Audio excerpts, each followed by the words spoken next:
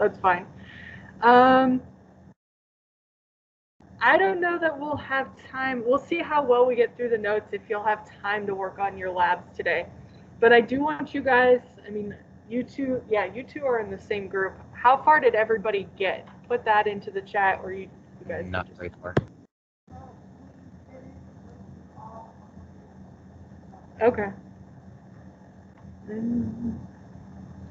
Cereal is a subcategory of soup. Therefore, it's a soup. Oh my God, Alex. No, it's not. Okay. Oh my gosh. Look it up. I did. There we go. I got the right one this time. All right. Also, just as a reminder, like I have to take attendance for my purposes and fire drill purposes, but you guys still have to do it through IC if you haven't already. And then I did put a quiz up here for you guys to pick T-shirt designs, so we can get that moving, or sweatshirt, whatever. I get confused. And like I said, we're going to take notes and stuff like that today. So definitely have your packets up, and I'll project that in a minute. I wanted to introduce, oops, I put it under the wrong day. Introduce your project. This is taking place of a unit test, okay? So you won't have a multiple choice, you won't have an FRQ, anything like that for this unit. And I'm giving you about a week and a half to work on it. It's putting together some data, analyzing it for a specific country. So when you open it, this is what it looks like. There's these are some guaranteed country data that is available, that has been checked through these websites. Oh my God, they're still going on about soup and cereal in the chat. All right, guaranteed data about these ones. If there's a country that is at the bottom of your heart that you want to explore, you are more than welcome to. That is fine. These are just some that students have done before. I know the data's there. These are hyperlinked, so if you click on them, it'll take you to U.S. Census Bureau, World Bank data, demographic transitions, which hopefully we get to today in our notes, world population data sheet. This is one ridiculously big PDF that you'll have to zoom in on, but it has a lot of good data. You have to have a background, what your country is and what they're all about, some statistics about them, and it'll get more specific here in the details.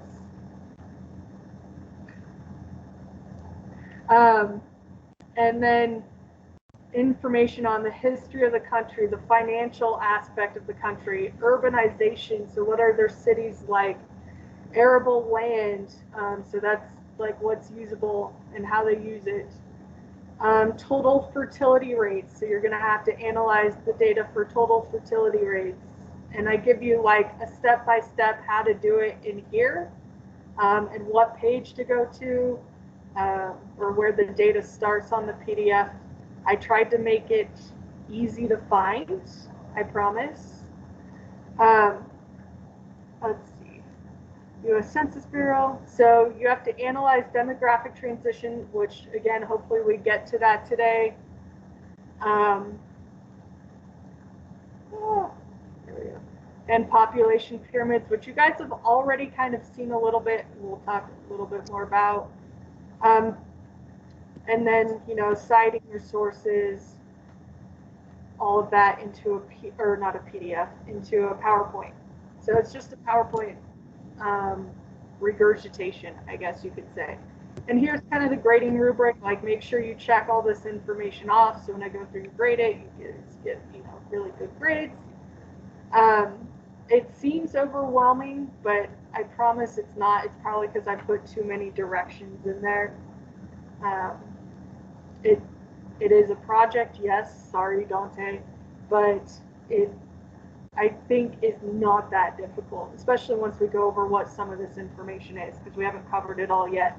But I wanted to get it to you so you guys could at least figure out what country you're going to do and maybe set things up. Does that make sense? Sure.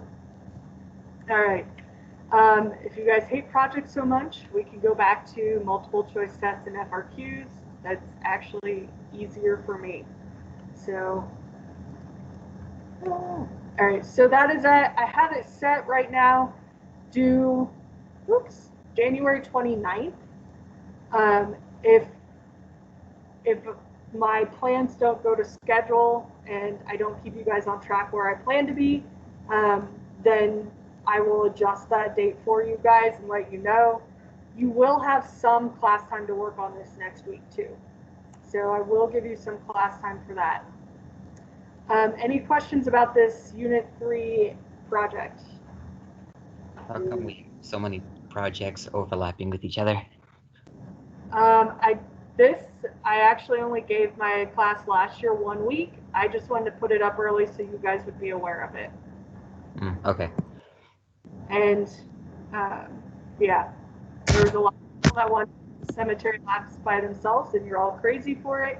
So that's why I gave a while on the cemetery lab, because that is way too much data. I mean, I know because I've done it. Yeah, with us, I think we only got maybe a quarter of it. What? We got all 100 of the data. What? What? Oh my god. No, me and Ashley, we spent our time to get all of the data points, and now you're telling me it's irrelevant? No, it's not. You just got. Yeah, you guys got most of the bonus points.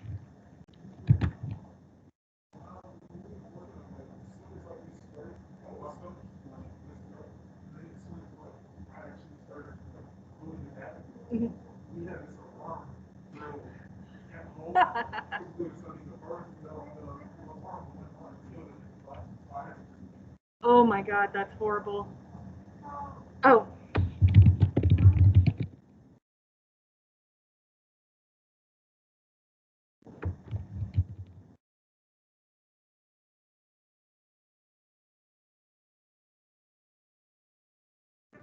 Go over the schedule really quick. Yeah. Every Monday while there is a or we just won't have a seven. Correct. Yep.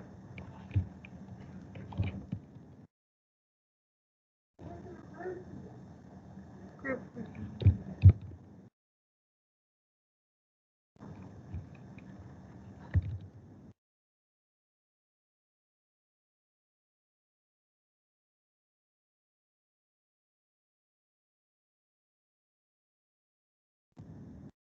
Right. Leland's complaining I give too much work, and if he only knew how much work I had. And you guys are getting like half of what my students last year got. So, all right. So like I said, I just wanted to give that to you guys so you could see it, think about it. It doesn't have to be done today. Please, for the love of God, don't do it today. Wait until we actually go over everything, and then it will make a lot more sense, I believe. All right. The project? Yes. Oops, we're not there yet. We still have to finish up 3.3, correct?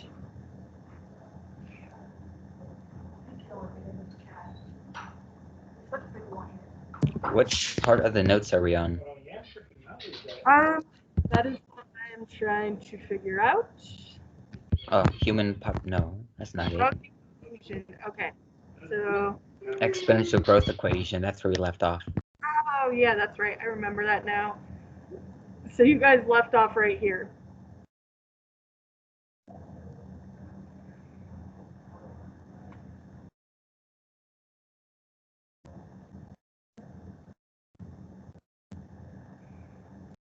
Okay, so this is where you guys left off. So we're like almost done, kind of. We're gonna have some practice math, so pull out your calculators.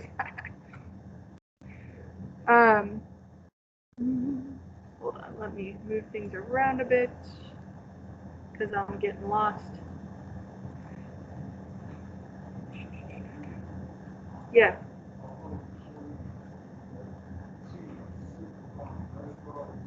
the one we're on is consider a population of mice that has initial population size of 20 individuals. I can't hear you over Leland. Sorry. Oh my God. Okay, so just as kind of a quick recap, this is your exponential growth equation. It's the same way you calculate compound interest for like credit cards or savings accounts, anything like that, just in case you like money.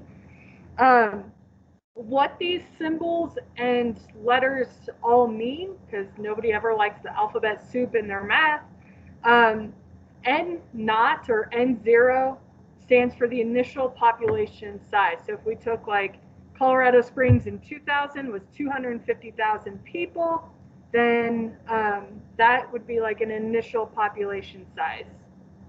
Okay? Are you good? You got your paper one, right? I do, but you know what? I feel like I've done so much research. If you want to email me, I'll kind of And then just start writing on the one.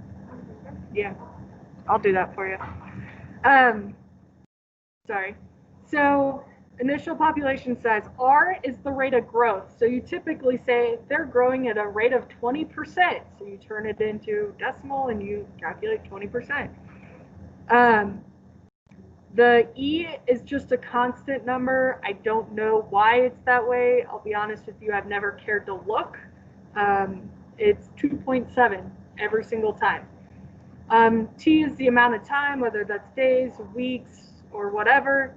And then N sub T is our final population size. So that's kind of like our Y or our answer. So we're going to do some practice.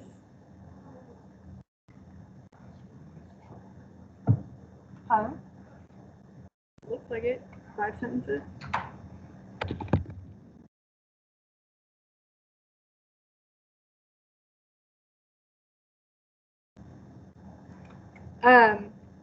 So consider a population of mice that has the initial population size of 20 individuals. The intrinsic rate of growth for the mice is R equals 0.2, or that 20%, meaning each mouse produces a net increase of 0.2 mice each year. Predict the size of the mouse population 5 years from now. So it's super wordy. This is where your word problems come in. We're going to see if I can actually write on this. I don't know.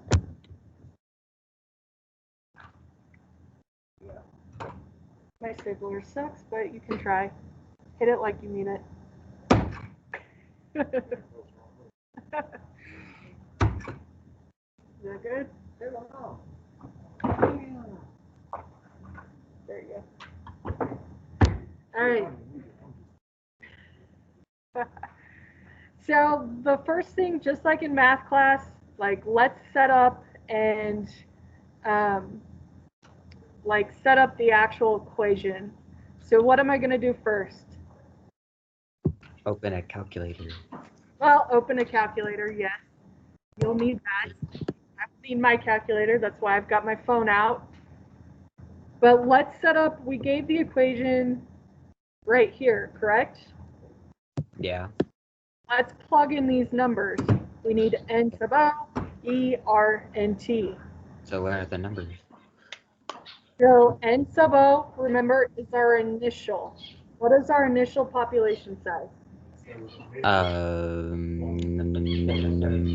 Wait, population. Is that 0.2? Nope. No. Initial population. 20. Thank you. Yeah, Javea's got it too. So we've got something, oh my God, this sucks, equals 20. And then we have our E, which is 2.7. I'm sorry, my handwriting sucks so bad. The next one, increase of 0.2 each year. Okay, so that's our intrinsic rate of growth. Good. So we have initial times E. I have to remember the equation off the top of my head. And then we have to the power of 0.2. And then what else do we need? Wait, why is it to the power of 0.2? I'll show that in just a second. Look back at your equation. 0.2 is the R, Okay. right? And then that's an exponent. So it's e to the RT. So What what was is the E here? You can call me, and the only thing if I don't answer, if I don't answer, Huh? What is T? T? Yep. What's Time. the, whatchamacallit? it's a sound number. What's the T? The amount of time. The time is 5 years, no? Yep. No, each year. Correct. No, yeah, 5 years. Why'd my pen stop working? There it goes. Good. So now you have something fancy to plug into your calculator. Please, please, please remember order of operations. That's how we roll. 54. Oops. Is it? I haven't checked my answers yet. It says 54. It does. All right. Is that correct? Whoops. All right. And so it comes up, and this is a good point actually to bring up right now. Whenever we're talking about populations, for the most part, you can drop the decimal. So this isn't like a chemistry significant digits kind of thing, because we can't have 0.4 of a mice or a mouse. God, I can't speak. So this is kind of what I was just writing out. We had 20 times 2.7 to the 0.2 times 5 power, which ended up just being 1. All I right. still don't know how you got the decimal. On my calculator, I put the same thing in, and it just gave me 54. I don't know. I did this like over, I did it over winter break. Okay. So either way, it's close enough. There should be some sort of a decimal because 20 times 2.7 should give you a decimal. So our answer would really be 54. Oops. Why is there a 10 here? So that was, I put my slides out of order, apparently. Oh, I just probably forgot to put in the question slides. So in your packet, your next spot is what happens after 10 years. You got 54.42? Okay. Oh, yes, 54. So the next one asks 10 years from now. What are we looking at from 10 years from now? So you do the same exact equation, except for instead of 5 years, you plug in 10. We're assuming that the rate of increase, all that stays the same. Minimize for a second. So we've got our, say that again, Leland? Are we gonna have a reading this week? Check the chat, I already answered that. Ah, okay. We've got our equation here. We're going to substitute in 10 for our time because now it's asking every 10 or after 10 years. So what do you come up with? Good. And again, you can just round this, and you'll always, this is where you get to ignore your math teachers, always round down. So you don't have to worry about 0 through 4, you round down, 5 through 9, you round up. This is the one time in math where you just always round down. So 147 mice. What's the rule with that? Well, you can't have 0.8 of a mice. Right. Yep. So that's where you just round down. Okay. Math teachers for this.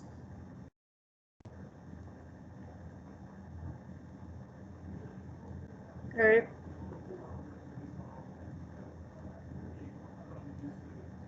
$147. So you just drop the decimal. Whenever we're talking about like populations of organisms, just drop the decimal. Don't worry about rounding. All right, so your packet now asks about 20 years. So somebody give me an answer. Well, go through, put it in your calculator, give me an answer of what you get for 20 years. Oh, hang on. I'm getting this down real quick. Let's see. Let me put that up there. 0. No. 0.2. Whoa, what happened here? Go 0.2. 20.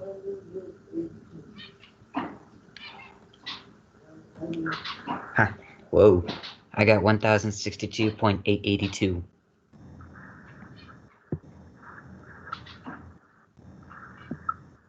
1062. 1092. Where'd that come from?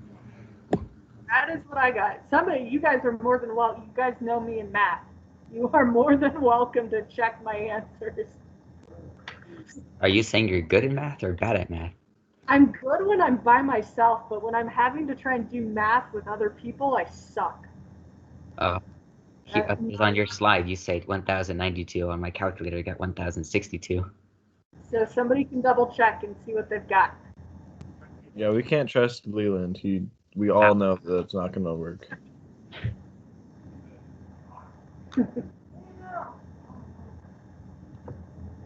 I'll even do it again. Like I said, guys, I did this over Christmas break. Give me a little bit of slack here.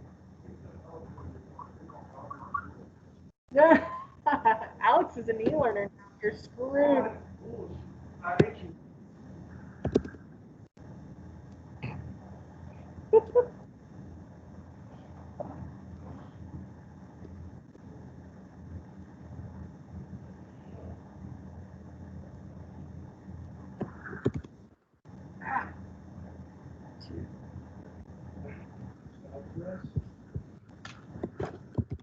I was wrong. It is 62. Aha. You can trust me. Apparently, Leland is better at math than I am. No, It I is use calculator. 1062. I just redid it. Oh, I just okay. typed it out, probably, because the 6 and the 9 are right next to each other. Huh? Well, there's a reason I'm not a math teacher anymore. I was a math teacher. I know. I always had to have answer keys.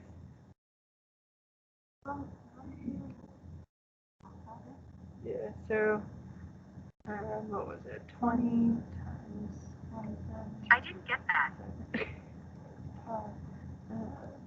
Oh, not 207. Oh my god. Mine doesn't do that. Answer was 1062.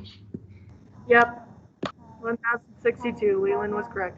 And then how do you do the up to? It doesn't have So mine is the y to the x.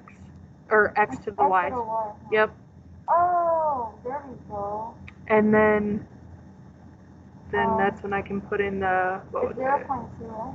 Yeah. 0.2. 0.2 times 20. What? Oh, yours comes out. Weird. Yeah. So for I need you, an actual calculator because iPhone works weird. yeah. And then, so that's how it comes So out. that's how Yeah. Just note that. And I will tell you, as far as like AP exam goes, like it's gonna be, you're gonna have a scientific calculator, so you won't have to worry about that. I don't have a set of scientific calculators. I will warn you, you can have all you want, but they are stale. They're from last Christmas. But they're all yours. All right, sorry about the math error, guys. You should like expect that from me at this point. All right, back to our notes. So there's a little bit of math for you. Expect to see that equation in your future. At least for your project, you'll know kind of how they come up with some of that. So density dependent factors. So that means they change intensity of the population depending on the density. Oh my god, I gotta turn off my pen here. Hold on. Off your pet. All right, my pen. I had it set to draw. All right, so we've got a handful right here. Competition. So if you have a very high dense population, you're going to have a lot more competition for those resources. You're going to have a lot more predation. So a lot more predator-prey interactions because they're going to be looking for that food. They're going to be fighting and being combined into the same space. Diseases, the higher density you have, the faster a disease can spread. Hopefully that seems pretty common knowledge now. And then also parasitism would be considered a density-dependent factor.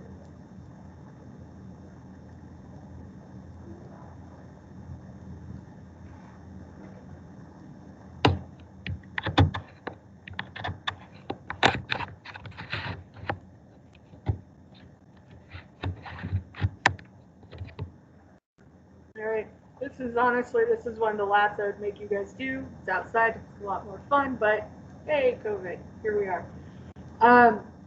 This is what a predator-prey graph kind of looks like. As your prey or something small, like say a rabbit, as their population increases, pretty soon, whatever hunts them is going to increase as well. And then they kind of hit this overshoot as there starts to become so many predators that the prey, the population for the prey starts to die off. And because that dies off, the population of the predator dies off. So when you have these predator-prey graphs, you typically see that fluctuation. And it just keeps going over and over again. All right. So density independent factors, or density independent, have kind of the same influence on a population. So a lot of your natural disasters, it doesn't matter if it's a dense population or a sparse or spread out population, floods are still going to affect them. Hurricanes are still going to affect them. Forest fires are still going to affect them no matter what. And then anthropogenic, so pollution, habitat destruction. It doesn't matter if there's a whole lot in one little area or barely any at all. So those are density independent factors.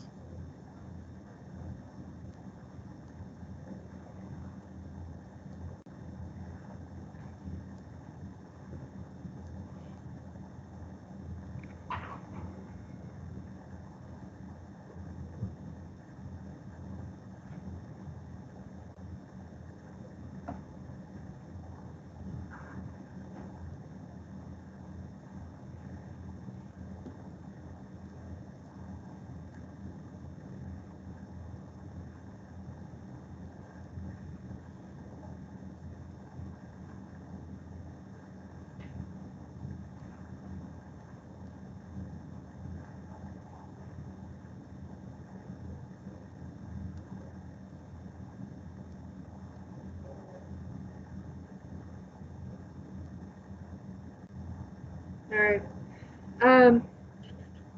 So what I'm going to do I'm going to make this homework for you guys. It's crash course video. I love this guy. He does a ton of science stuff. These are just kind of the questions that are in your packet. So I just duplicated them up here. But since you guys don't have any reading guides or anything like that this week, this will kind of be a substitute homework. Yes, I can go back for 5 seconds.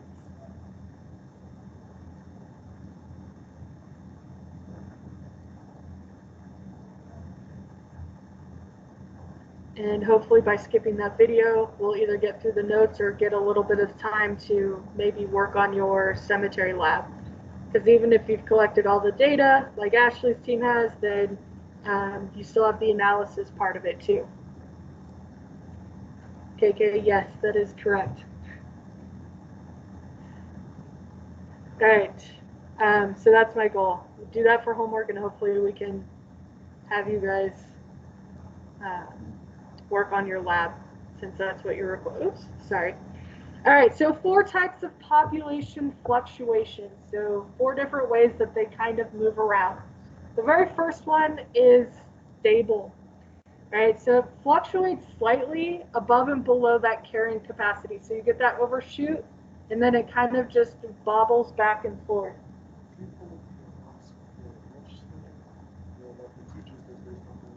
Oh, the teacher one? If you look on Canvas, I posted it as an announcement. And the PowerPoint's right there. I do have a paper copy of the schedules too, if you guys want. Oh, yeah. So that's where you get your overshoot and your carry, like you can average it out, get your carrying capacity line.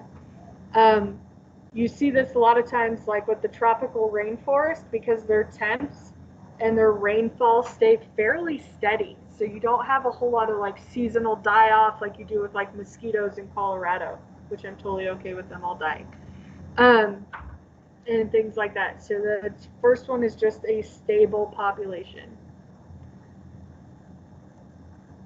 The next one is an erupt population, which is usually stable, but sometimes explodes, and then you have crashes. So algae and insects are really good examples of this, based off their limiting factor of nutrient availability, as well as seasonal changes, like I just said with the die-offs of the mosquitoes. So you get these weird cycles where they kind of like, they're there, they overshoot, there's a whole lot of them, and then they die off. You could also even think of if you were to take like miller moth population surveys throughout the year, those that would look a little bit more like an eruptive cycle, a little bit more. I'm going to scroll back 1 second. Tropical rainforest.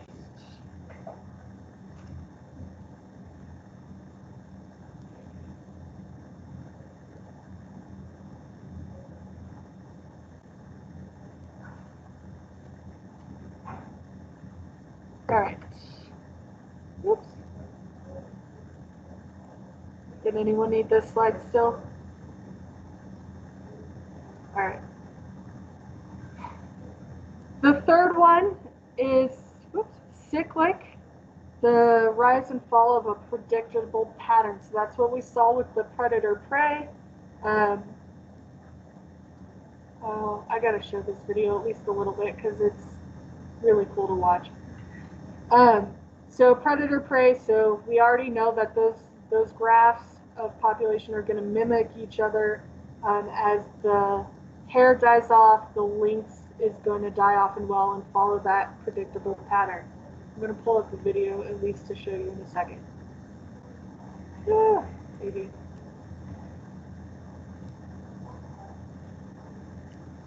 Let me pause it.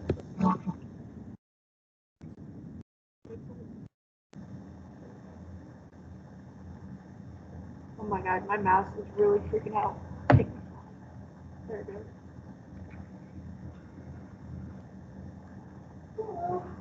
I know. It's so boring. I'm sorry.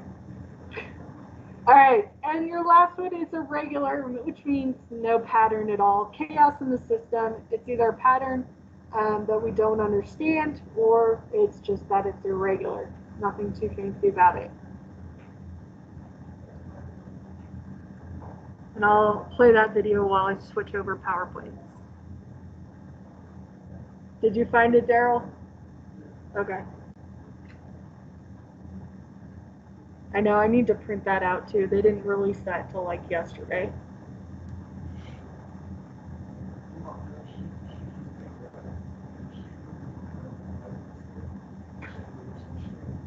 Yeah, she'll have to go to her counselor and get one.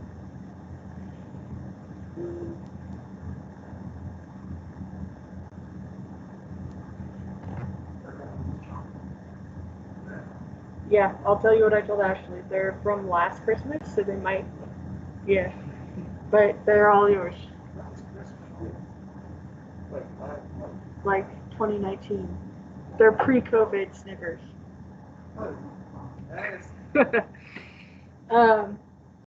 Jesus, this is just your example, is that it's just something in chaos, the system in chaos.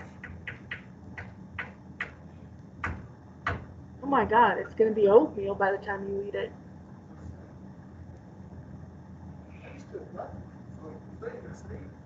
Well, I had them from last Christmas, and then like I was using them like you in Kahoot, here you go, right? And then we went on COVID break. So that's why I still have them, because they've been sitting here the time. You know I'll still eat them. Yeah, well, you're not here to eat them, so guess what? Daryl called you a nerd. All right. Aren't we all? Yeah, I take it as a compliment. Well, you're not a nerd, so I don't know why you would. Whatever, loser. All right. Oh God, I hate that I have to do this before. Come on. Oh,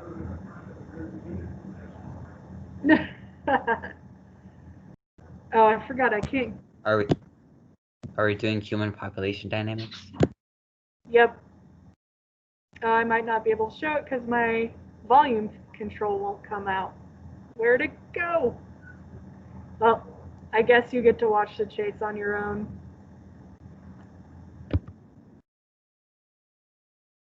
Aha, it's working. It is, but my volume won't come across because I have a volume control bar up here that won't come down. But you get to watch. Aren't they so cute? Did you press unmute tab? No, it's not the tab. It's not.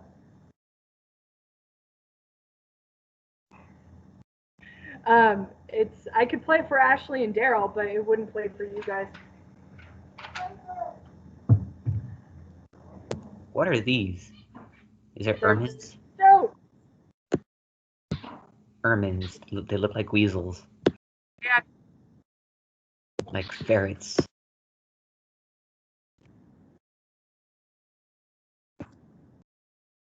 What's the point of having a dark tail? It's like bait.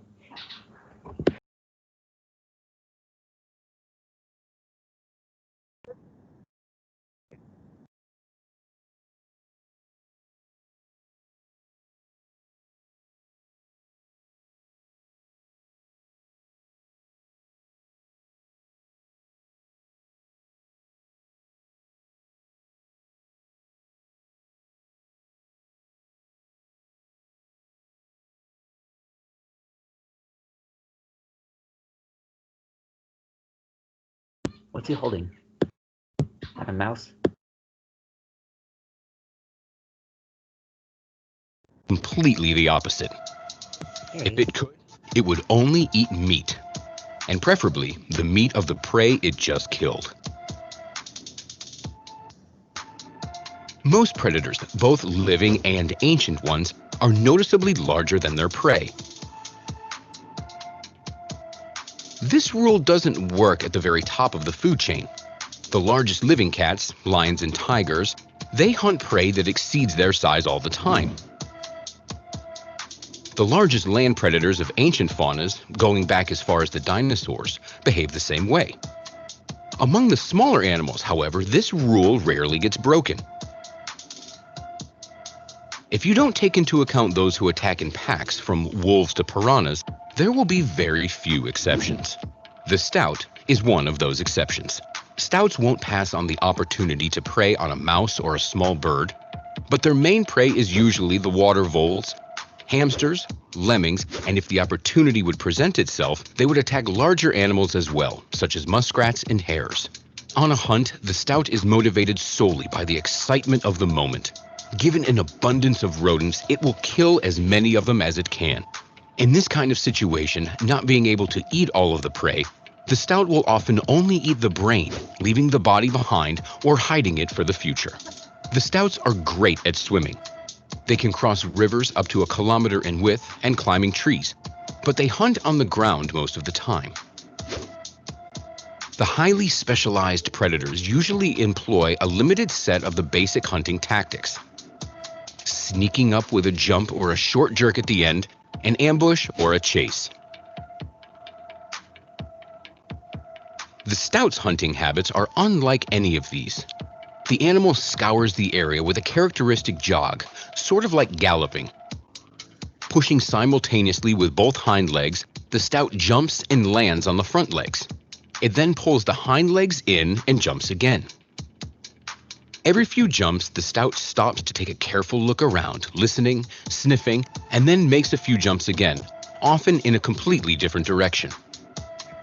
The hardest part is to find the prey, while catching it isn't usually a problem. Its long body, short legs, and galloping abilities allow the stout to catch any rodent. This time, the stout chose a rabbit for its prey, which is about 10 times larger than the stout.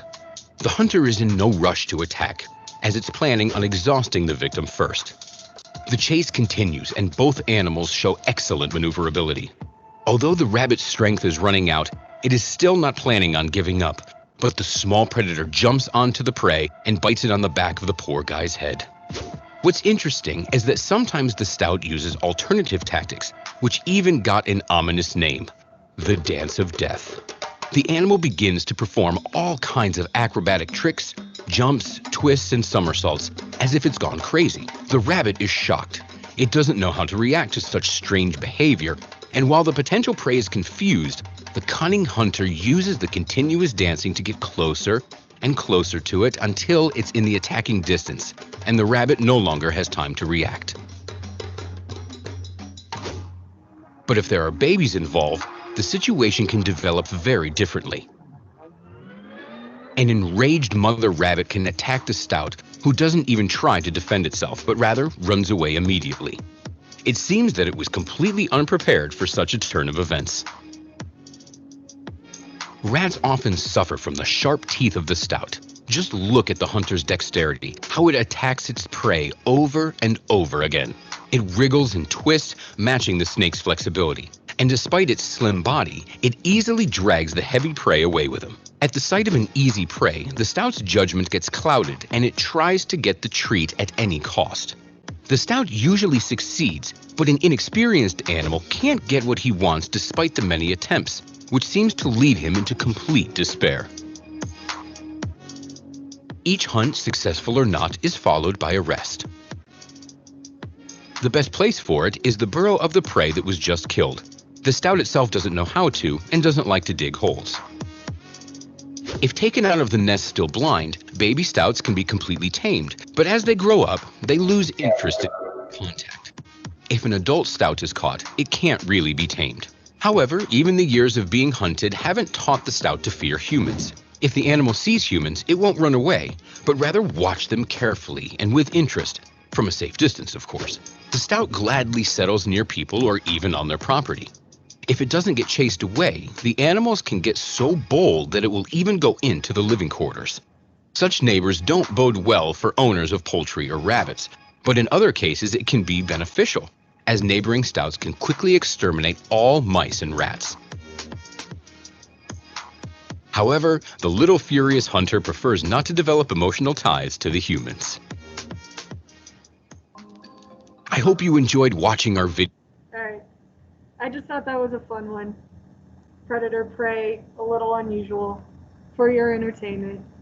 Alright. Jesus, I forgot to go back to the slide. I'll get it to you in a moment.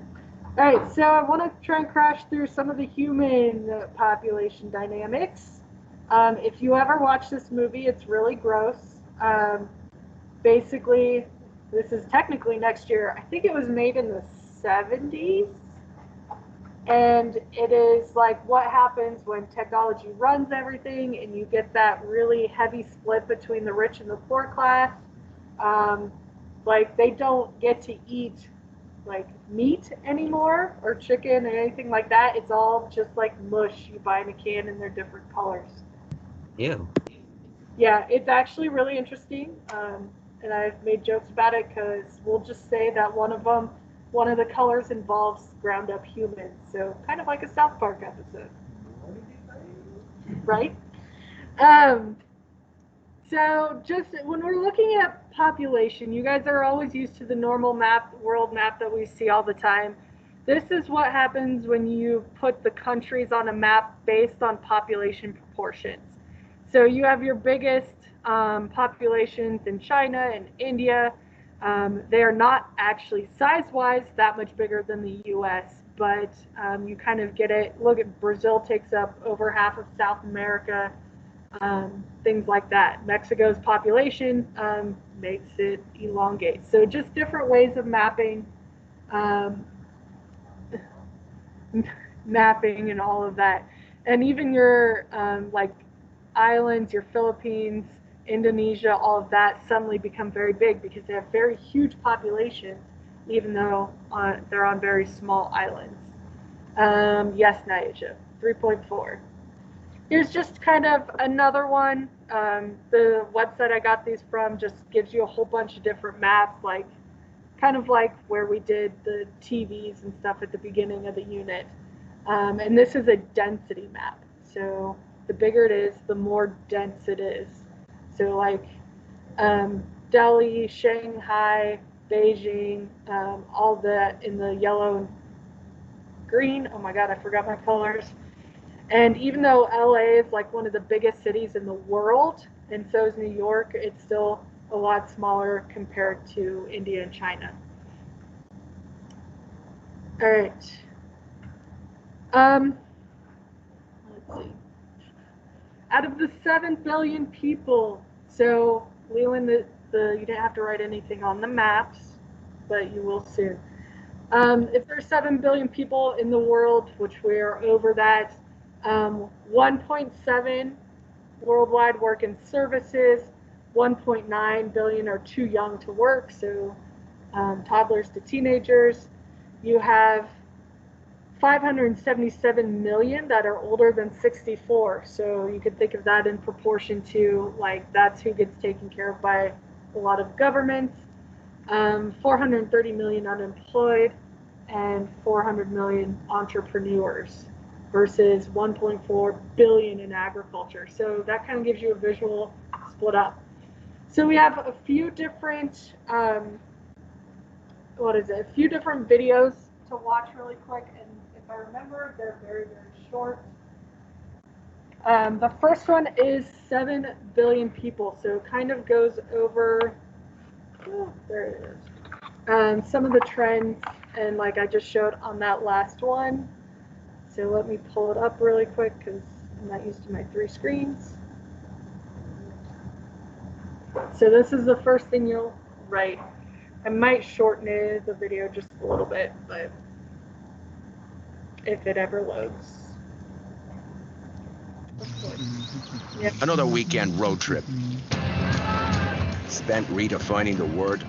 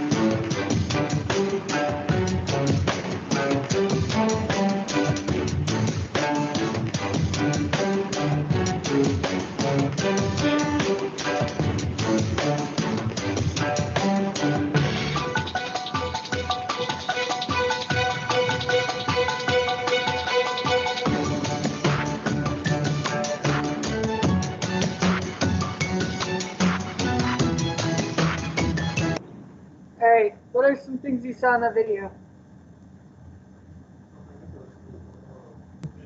5% of us use up, what was it, 23% of, what was it, drinking water? The world's energy is the one you're Energy. looking at. 38% don't have access to clean water, I think is what it was, or sanitation. Daryl said the standing shoulder to shoulder, 7 billion people would fit in LA. And yeah, good, Nyjah. It's explaining how we don't need more space, but need balance in order to keep total living. There is already, as of 2008, there's more people in urban areas and cities than there are rural. That was the first time that's ever happened in recorded history. And by 2050, I think was when we'll be at 9 billion. So we'll have added 2 billion to our population pretty soon, actually.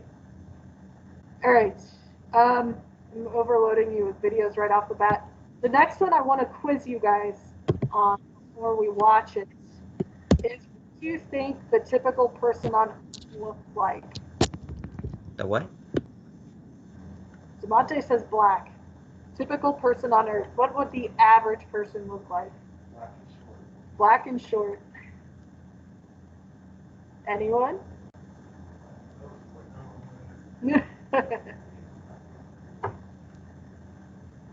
Short in whatever race. What do you think the most typical, most average person on Earth looks like?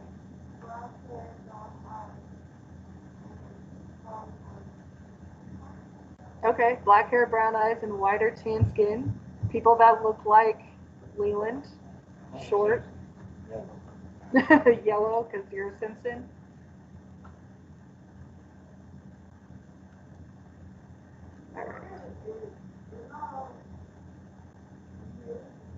You know something I don't understand? What? Why do I need an air fryer? Air tastes just fine as it is. Grammarly Oh my God. Because air fryers are. does more than catch errors. With Grammarly, you can find really good. All right, this is the second part.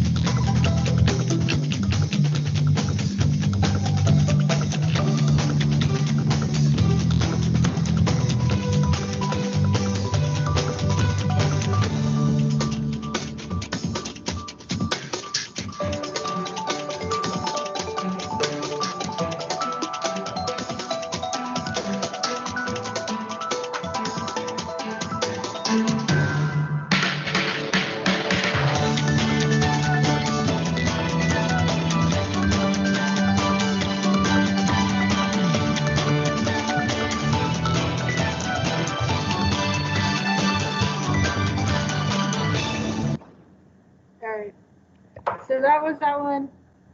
So nobody guessed Asian. No. Despite the maps that I showed you at the beginning, hold on, I'm scrolling back. Your biggest populations are right over here. So right now it's a 28-year-old Han Chinese man, and pretty soon 1,200. Yeah. For 2 seconds it crossed your mind. Hold on, let's see.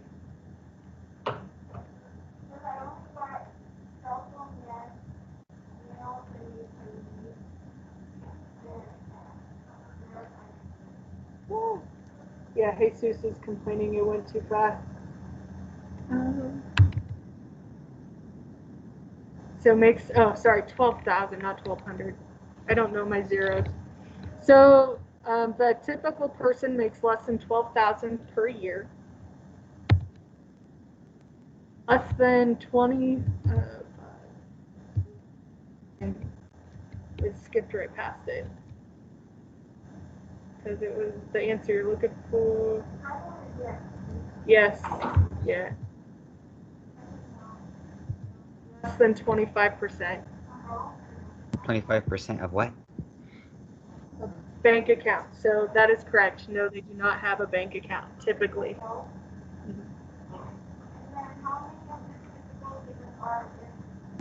25% do or don't. Yep. So the first one, how much money is made in a year? About 12,000 for your average person. Do they have a cell phone? Yes, they do, but do they have a bank account? No, they don't. Less than 25% do. And then, yep, they're typically male, 28 years old, Han Chinese or just Chinese, HAN. And then there are 9 million humans that are this typical 28-year-old-ish Chinese man.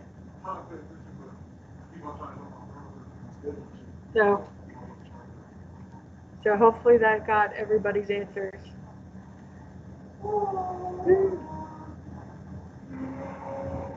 28 Jesus and 9 million Javea.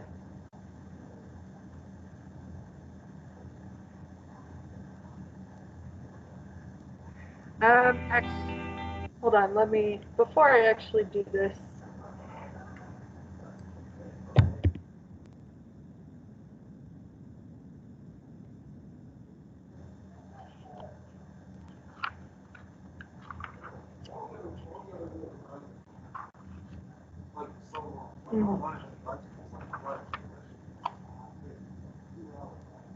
All right, so what do I want to do?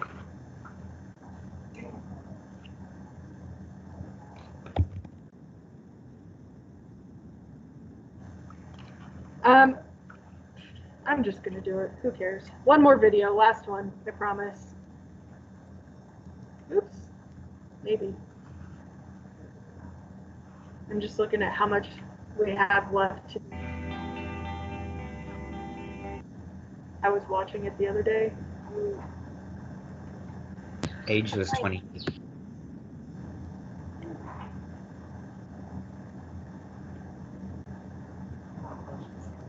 Don't do that. Oh. All right, so human population through time. This is the last video, and we'll have a couple more notes to take.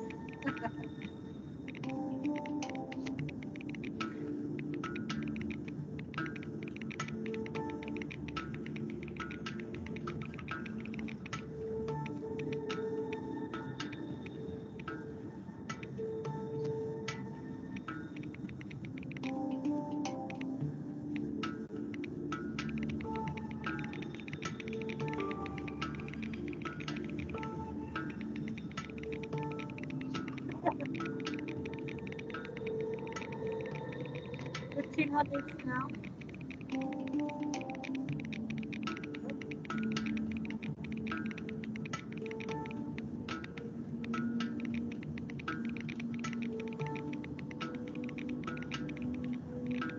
Now we're 1700.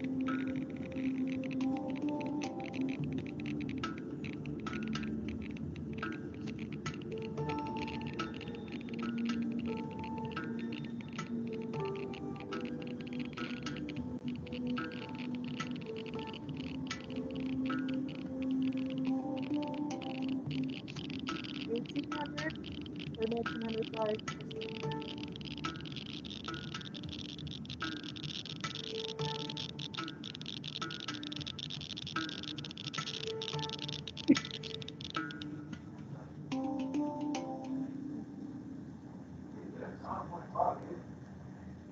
Projected, yes.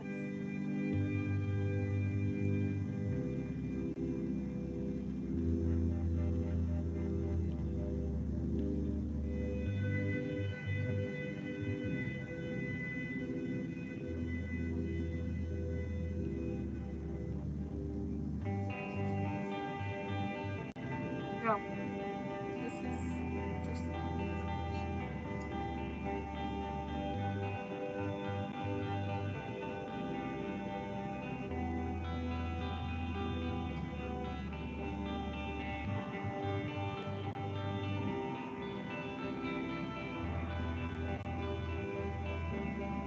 I like this right here because this is what I think kind of puts it in perspective. It took 200,000 years for human population to reach 1 billion, and only 200 years after that to reach 7 billion.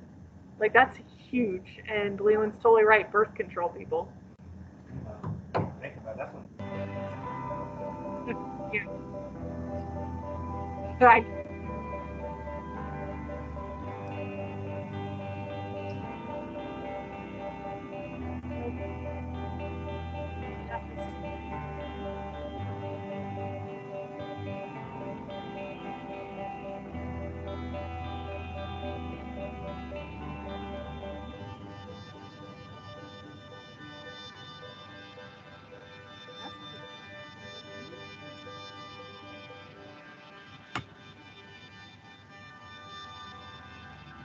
Wasn't right. the planet a nice blue before?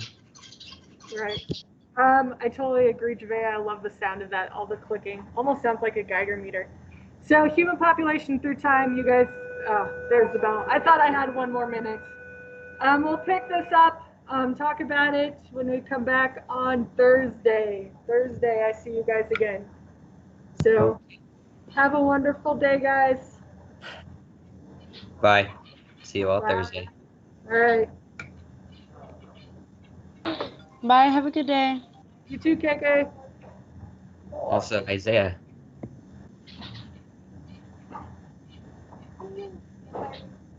Isaiah. Are you okay to do a transfer miniature kill next time? Do y'all be lunch? Yeah. We gotta. Do you have advisory next? No, you have 8th period next. 8th period next. Bye, Ashley. Oh wait, no, never mind. I meant after 8th period.